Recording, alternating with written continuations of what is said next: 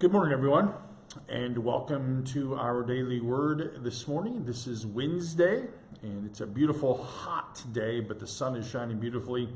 And of course, we're in the end of August, so being hot's not unusual. But thanks for joining me again today for our time together. As always, I'm grateful that you could be with me and share this time together and to carve out time to be with me in your life, whenever it is, whenever you have time to join. I'm just appreciate you spend these 8 or 9 or 10 minutes with me every day, and that you greet me when you join us, whenever it is. So I know that at least somebody is watching along the way, and hopefully you're gaining something from these days together. So today is daily word number 772 as we continue this long journey together. And I've chosen for our scripture this morning from the book of 1 Timothy chapter 6, verses 6 through 8. And these words are powerful for us in these days. So we hear this. Of course, there is great gain in godliness combined with contentment. For we brought nothing into the world, so that we can take nothing out of it. But if we have food and clothing, we will be content with these.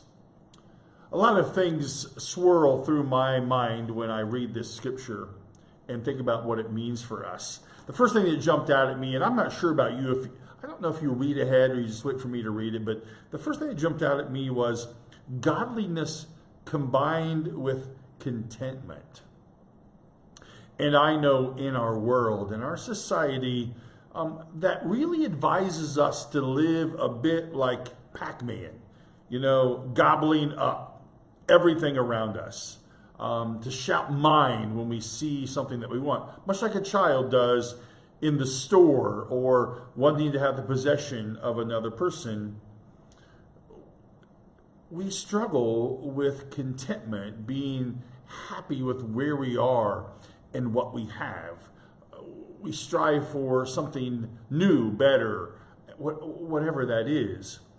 Godliness combined with contentment.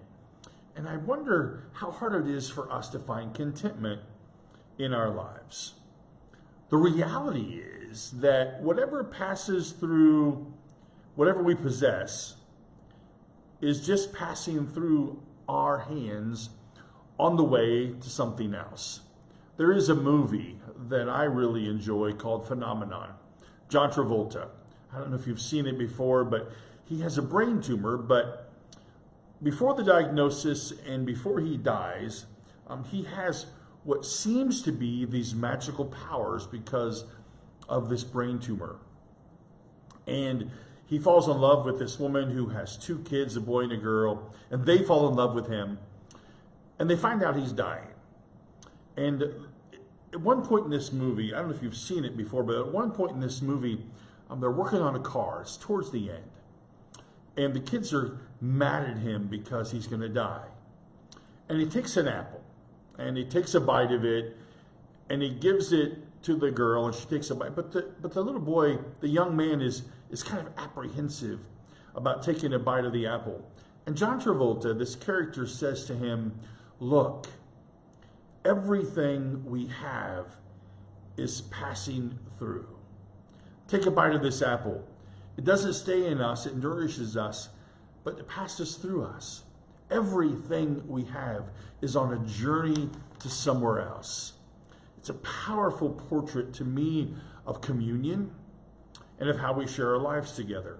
When we recognize this reality that everything we possess is just passing through our hands on the way to somewhere else, we might ask the question, so if that's true, then what's our proper duty for what God's given to us while this temporarily passes through our hands? We are stewards for God in our lives. God is the true owner of all. We know this by faith. And observation tells us this is reality, that we're only owners for a time, and someone else will eventually possess all that we have right now. But here's the thing. What we have, what we possess, what God's given us, all belongs to God. and we're called to share it with each other. Today, my little Carter got on the bus and went to school. He was so excited. There's a video of him. He's so excited, waiting for the bus to come. And his dad walked him across the road, got on the bus, and away he went. And suddenly,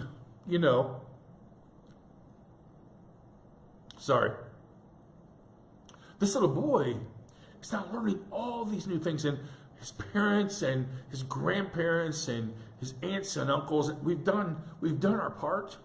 God's given it to us, and now, what he has new, what he shares with others it's a powerful thing, right? What happens in the world.